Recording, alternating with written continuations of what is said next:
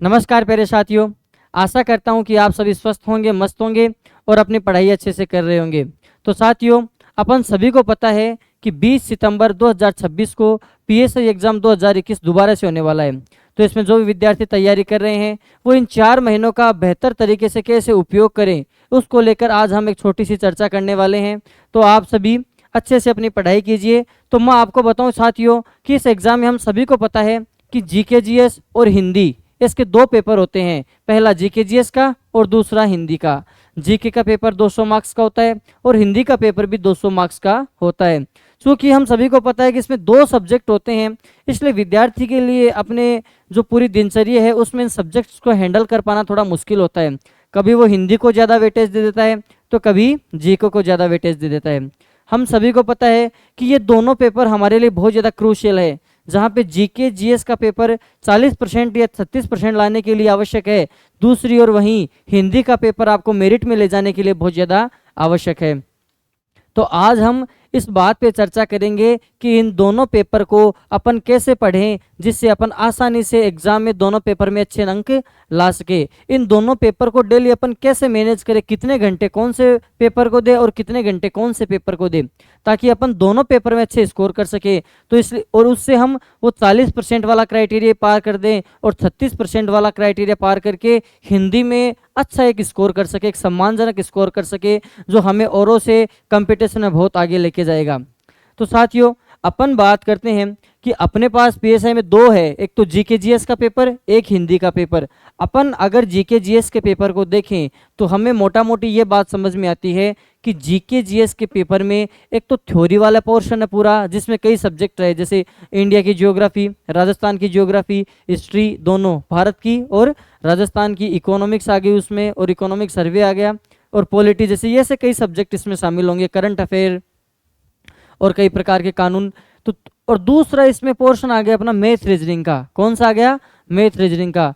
तो होता कई बार क्या है कि अपन थ्योरी वाले पार्ट को बहुत अच्छे से करके जाते हैं और सामान्य ये एक टेंडेंसी है, ये बात देखी जाती है कि जो विद्यार्थी राजस्थान एग्जाम्स की तैयारी कर रहे होते हैं उनकी मैथ रीजनिंग बहुत ज़्यादा अच्छी नहीं होती।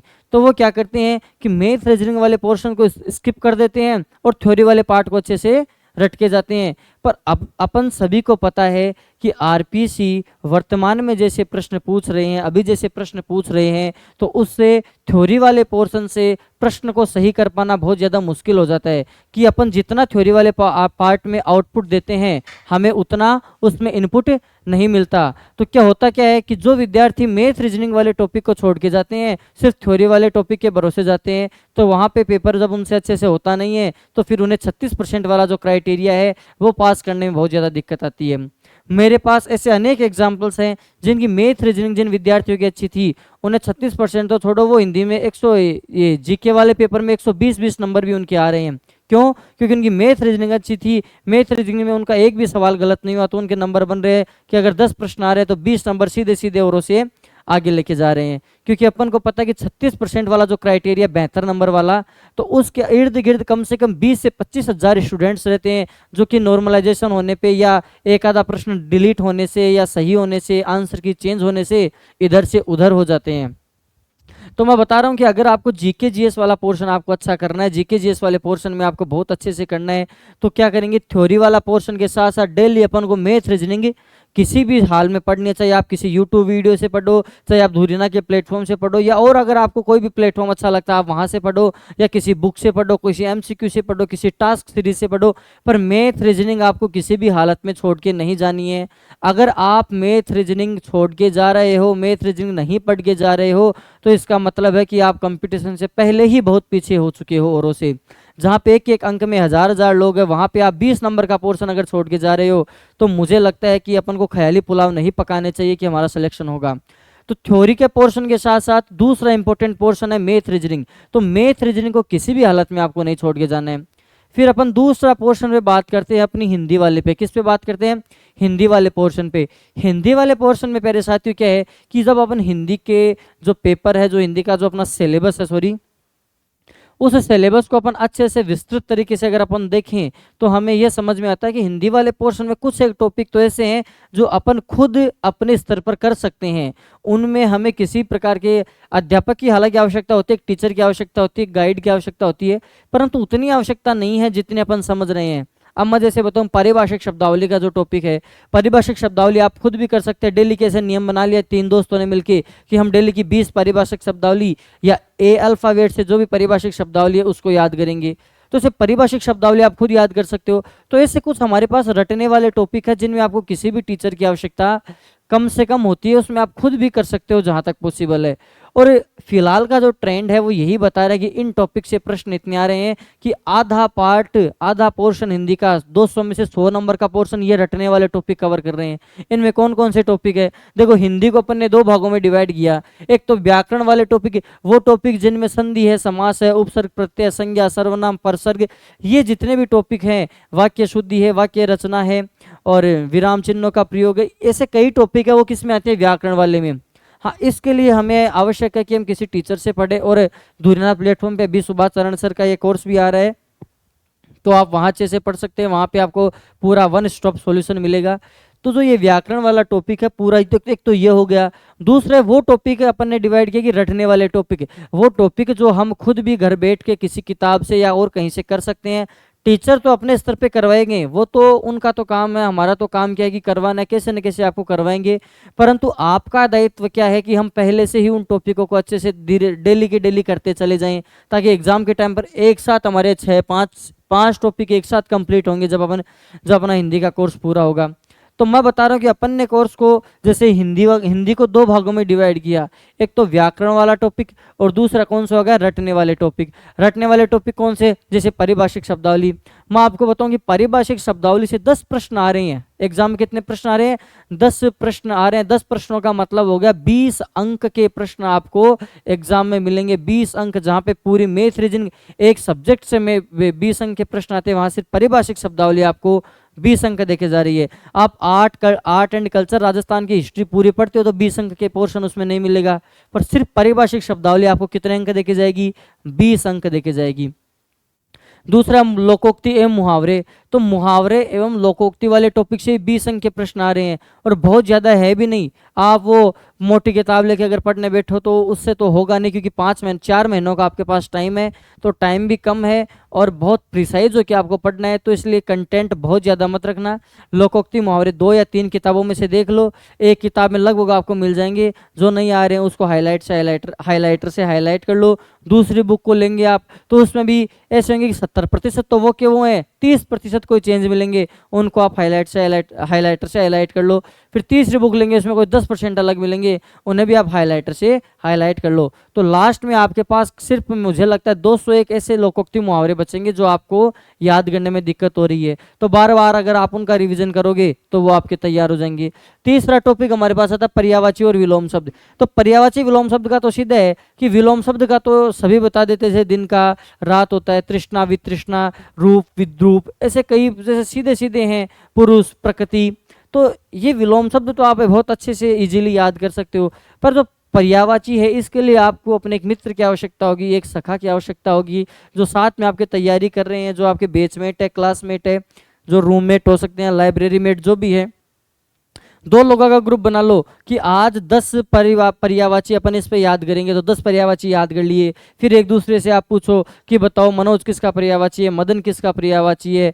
तो ऐसे अगर याद कर लोगे आप तो क्या होगा, पर्यायवाची आपके अच्छे से तैयार हो जाएंगे। और अभी के एग्जाम में ट्रेंड ऐसा है कि पर्यायवाची बहुत ज़्यादा अलग से नहीं पूछ रहे हैं, सामान्य वही पर्यायवाची पूछ रहे हैं जो आपको एग्जाम में, जो आपको इधर उधर से सुन रखे हैं, आपको आते हैं।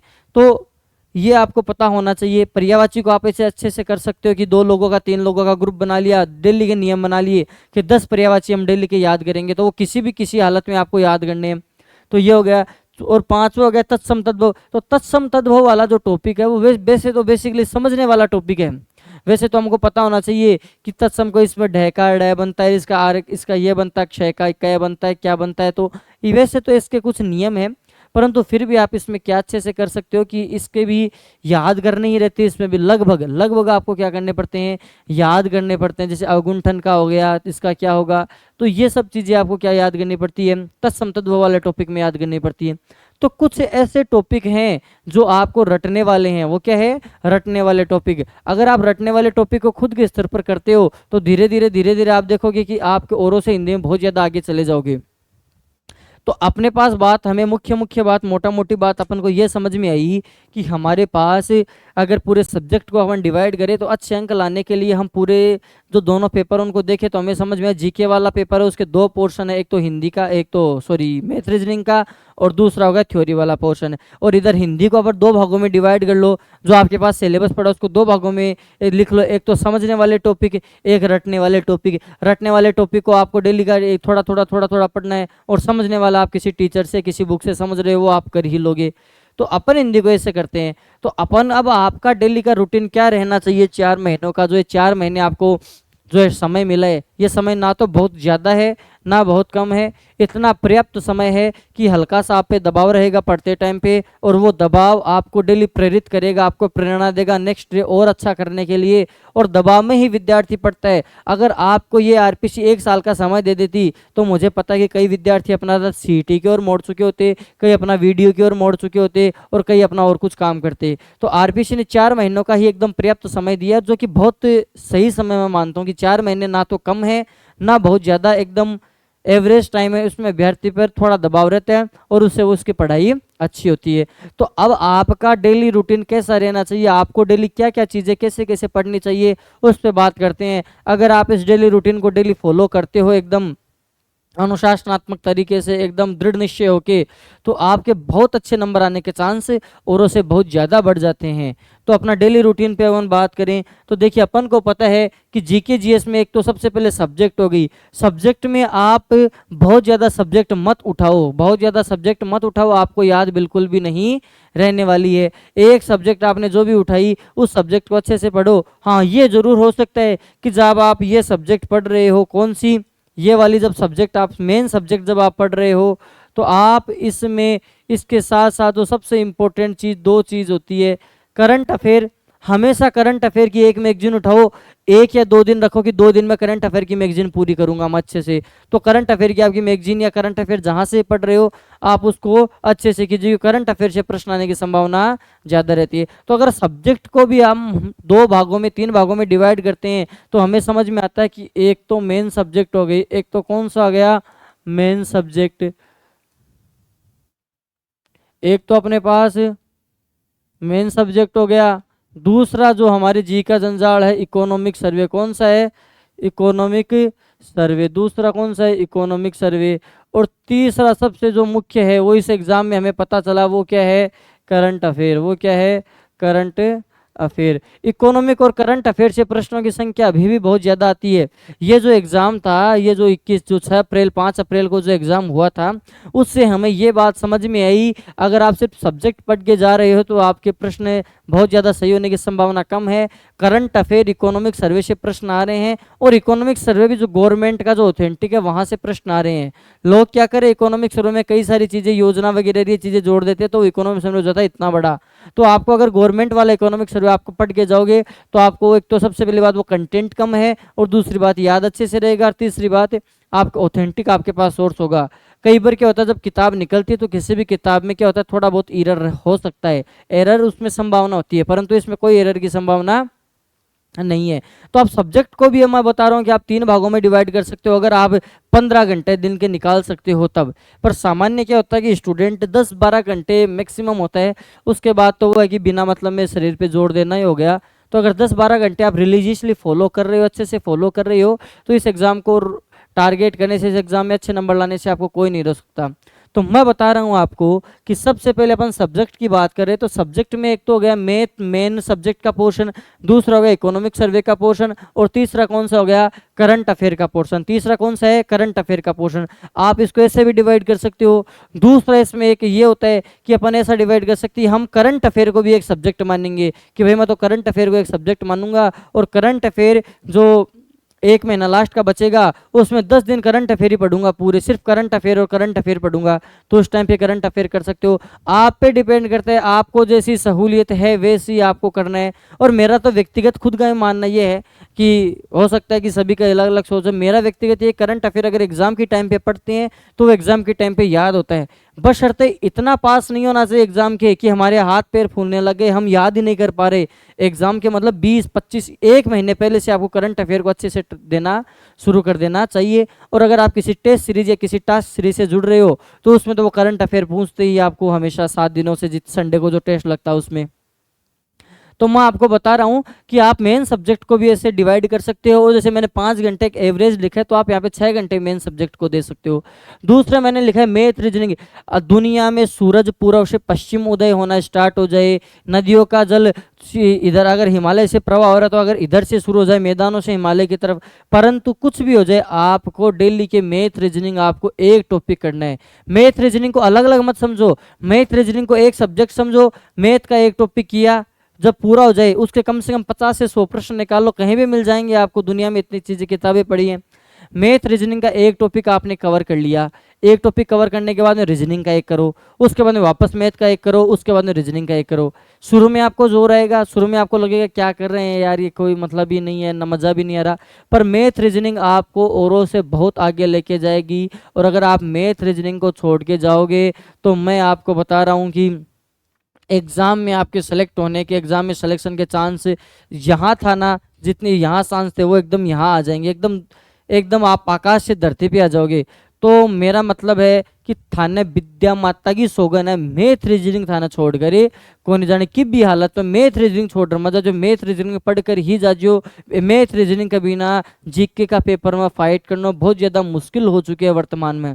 तो मैं आपको बता रहा हूँ कि मैथ रीजनिंग आपको बिल्कुल नहीं छोड़नी है, 2 घंटे मैथ रीजनिंग को देने हैं तो देने हैं किसी भी हालत में।